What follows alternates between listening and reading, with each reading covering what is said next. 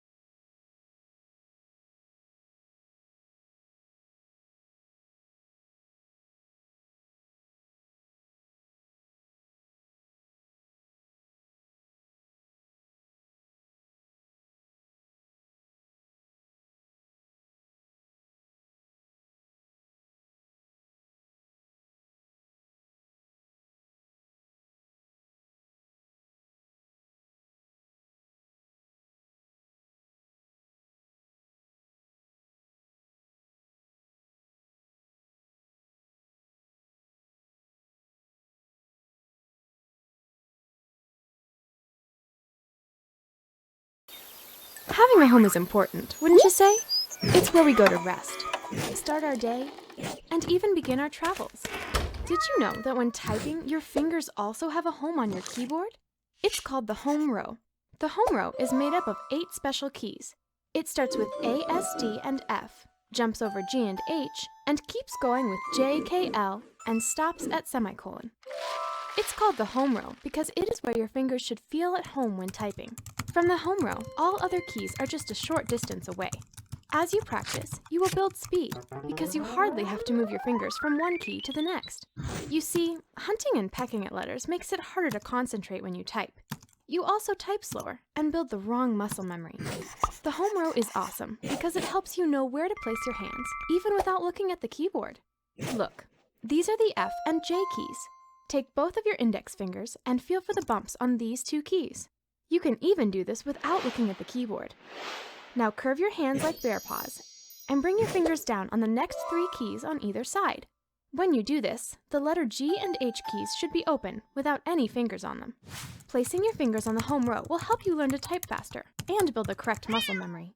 Now try doing it with your eyes closed. Anytime you find your fingers traveling around the keyboard while you type, remember to feel for those bumps on F and J and bring your fingers back to home sweet home.